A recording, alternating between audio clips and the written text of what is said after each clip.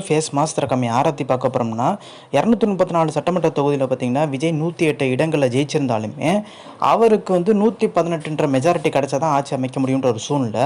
ஆனால் இப்போ திமுக பார்த்தீங்கன்னா விஜய் ஆட்சி அமைக்கக்கூடாது, முதல்வர் ஆகக்கூடாதுன்னு சொல்லிட்டு பார்த்தீங்கன்னா நினச்சாங்கன்னா விஜயும் பார்த்தீங்கன்னா அவருக்கு சிக்கல் கொடுக்குற வகையில் திமுக கூட்டணி வச்சு பார்த்தீங்கன்னா ஆட்சியில் அமர்றதுக்கான வாய்ப்பு இருக்குது. திமுக கூட்டணி கட்சியோட 74 இடங்களை ஜெயிச்சிருக்காங்க.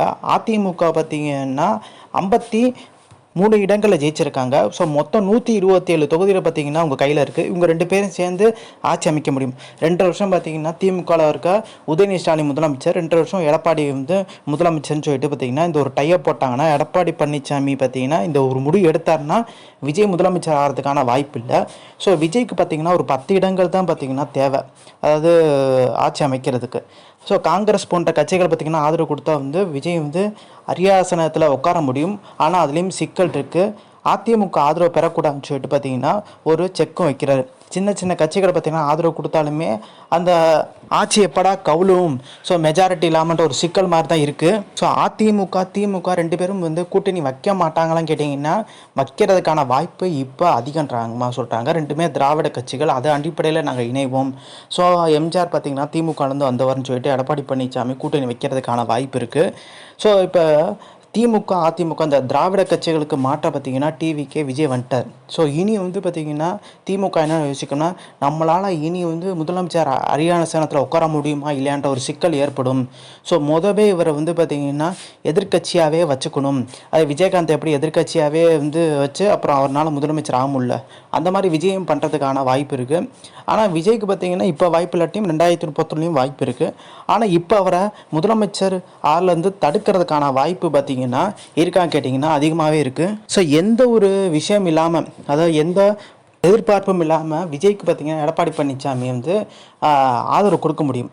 ஆனாலும் விஜய் பார்த்திங்கன்னா முதலமைச்சர், எடப்பாடி பார்த்திங்கன்னா வேறு ஏதாவது துணை முதலமைச்சரோ அந்த மாதிரி வந்து பெறதுக்கான வாய்ப்பு இருக்குது.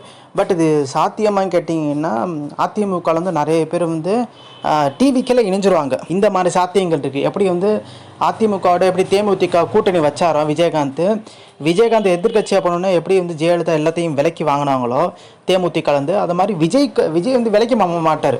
விஜய் கட்சியிலே இப்போ எல்லாருமே அவங்கள வாண்டடாக போய் இணையறதுக்கான வாய்ப்பு இருக்குது அதிமுகவில். இனி திமுகவுக்கு மாற்ற விஜய் கட்சி தான்ற மாதிரி அவங்களே முடிவு எடுத்துகிட்டு பார்த்திங்கன்னா இப்படி நடக்கிறதுக்கான வாய்ப்பு இருக்கால. திமுகவும் அதிமுகவும் இணைஞ்சு பார்த்திங்கன்னா ஆட்சி அமைக்கிறதுக்கான வாய்ப்பு அதிகம். இப்போ சின்ன சின்ன கட்சி ஆதரவோடு பார்த்திங்கன்னா விஜய் ஆட்சி அமைச்சாலும் இந்த 118 இடங்கள் பார்த்திங்கன்னா ஆட்சி அமைச்சாலும் பட் அது நீடிக்குமான்ற ஒரு பிரச்சனை இருக்குது. 5 வருஷம் கரெக்டாக அவரால் பார்த்திங்கன்னா கொண்டு போக முடியுமான்ற ஒரு சிக்கல் இருக்குது. ஸோ இன்னொரு விஷயம் என்ன பார்த்திங்கன்னா திருச்சியில் ஈஸ்ட்டில் ஜெயிச்சவர் விஜய், அதை வந்து ராஜினாமா பண்ணுறதுக்கான வாய்ப்பு இருக்குது. ஒரு தொகுதியில் தான் ஒரு நபர் எம்எல்ஏ இருக்கணும். போட்டி இல்லாமல் 2 தொகுதியில் எல்லாம் பெரம்பலூரில் பார்த்திங்கன்னா அதே வாக்கு வச்சா ஜெயிச்சிருக்காரு. திருச்சி கிழக்கில் பார்த்திங்கன்னா ரிசைன் பண்ணிட்டு அந்த இடத்துல வந்து ஸ்டாலின் நிற்கிறதுக்கான வாய்ப்பு அதிகம்ன்ற மாதிரி தான் சொல்கிறாங்க.